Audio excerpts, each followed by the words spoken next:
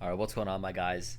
So I was talking to my boss today, and I'm in San Francisco right now on a work trip. It's an on-site, which basically means they just fly some engineers over to just play board games and have fun and eat a lot and not really do that much work. It's like a team building thing.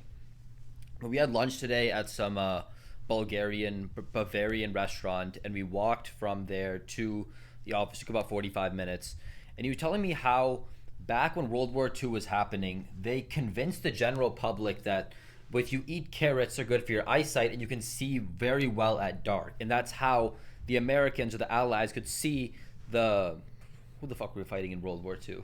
The Nazi see the Nazi planes at night. But the truth is, they just invented radar, and they didn't want the Nazis to know that. So they just said like, "Oh, eat carrots, and your eyesights are good.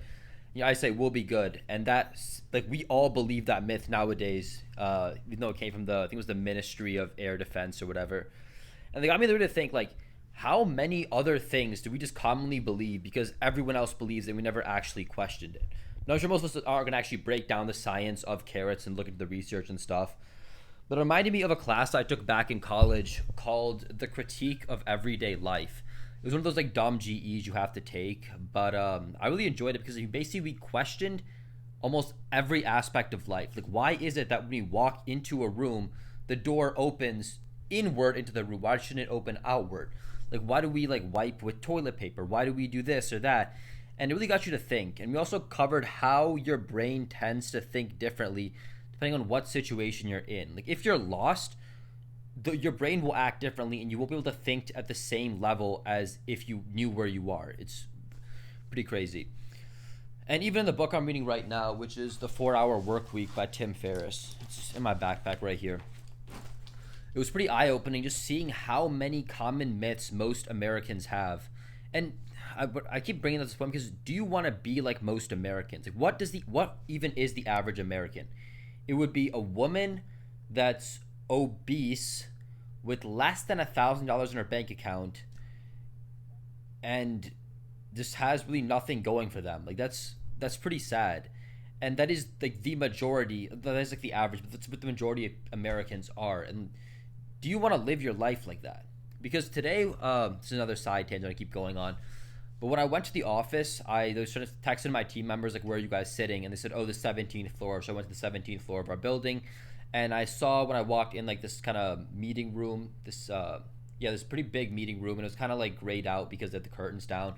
And I saw like a bald head in there. So I thought, "Oh, it's my boss." And I saw on the iPad next to it like Settlers of Catan. I'm like, "Oh, my team must be playing a board game." And I open it up, and it was like the entire board meeting, the CEO, CTO, all the like heads of the company, just talking about like the company playing the most important meeting of the entire year. And I just like, oh, I'm not supposed to be here, and I just walked out pretty quickly. But when you see like those people, like they did not do what most Americans do and what they're told. Like these people, even the ones I've spoken to, like you can just tell that their mindset doesn't think like most people. Like most people, like they're consumers, right? These guys were producers. They constantly were ones I've talked to because I haven't talked to many of them. They were thinking, how can we solve problems? How can we do things more efficiently? Why are we doing this? What's actually the objective for it? And that's really what I've been trying to do more often in my life. Like, what are the things that I just always do because I've been told to do them, or I should believe that way, or I should have this mindset? Even in the book, the 4-Hour Work Week, it's like we're all the one analogy he gives is, would you work 22 hours a day or 24 hours a day for 3 years for $1 million? And you would say like no, either because you would die from fatigue or you just would hate whatever you're doing for doing it for 22 or 24 hours a day.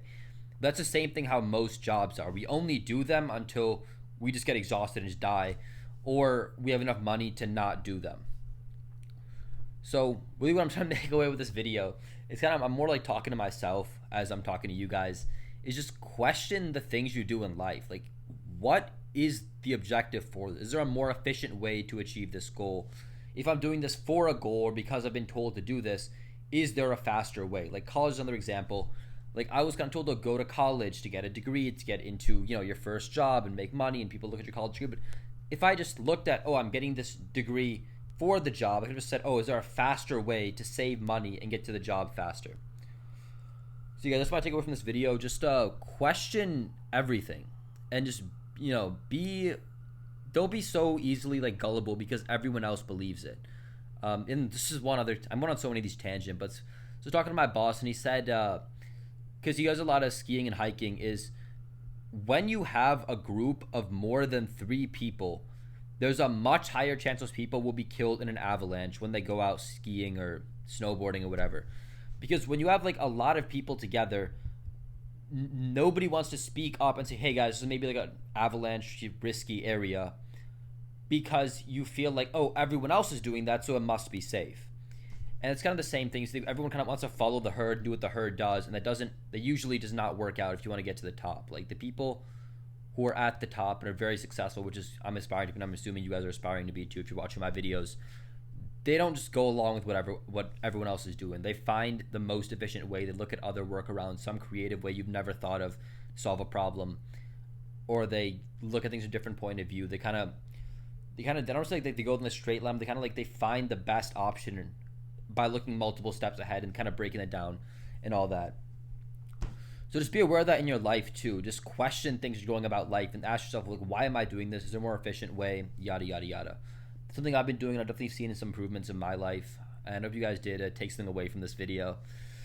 And yeah, I guess I did get one useful thing in SF so far.